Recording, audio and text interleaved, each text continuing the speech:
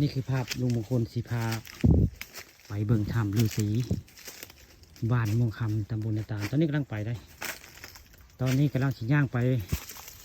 ถ้ำฤาษีพี่น้องทั้งหน้าได้ทั้งหน้าจะมีถ้ำฤาษีได้นี่ก็เป็นภาพทางไปแล้วตอนนี้มาจากถ้ำลูกแก้วพี่น้องบ้านที่สิไปเบิ่งถ้ำฤาษีได้อยู่ทั้งเทิงไม่ถ้ำฤาษีพี่น้องตอนนี้ทีมงานกำลังไปพาเดี๋ยวไปเบิ่งถ้ำฤาษีไปเบิ่งนำกันพี่น้องว่าถ้ำฤาษีเป็นแบบใดถ้ำฤาษีบ้านม่วงคำตำบลนาตาลนี่ก็ภาพทางไปได้ทางไปถ้ำฤาษีละทางนี้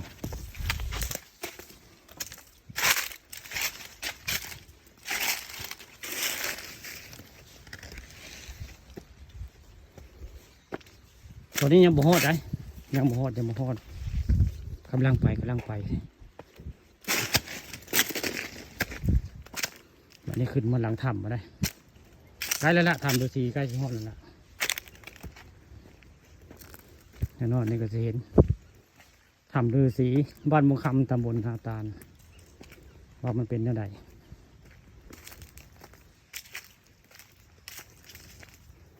ไปเห็นกระปุ้งกระปิ่มได้มองนี่ถ้ำอยู่ใต้ได้แต่นี่หลังถ้ำพระฤาษีไว้ง่าย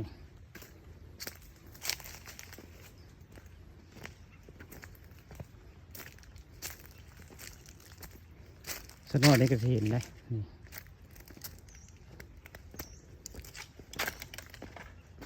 นี่แหละคือภูเขาบนม่วงคำตำบลนาตาลแล้วพี่น้องนี่ที่ทัดสวยงามได้บรรยากาศคักต้นไม้เด็กอ่อนละหินได้นี่ต้นไม้กระบอกนี่ก็ได้นี่โอ้ก็โตได้หินได้นี่แหละคือถ้ำฤาษีพี่น้องนี่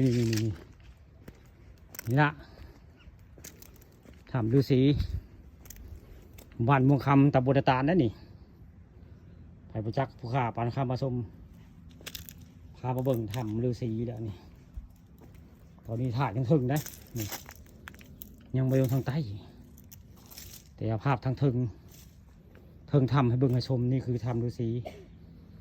บ้านม่วงคำตำบลนาตาลได้บรรยากาศคักพี่น้องมองนี่ผมว่าเป็นเตา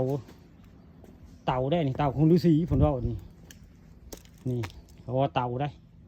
เตาฤาษีเพิ่นต้มเขายกข้างไม้หักยากับเตาเพิ่นละนี่คือเตาฤาษี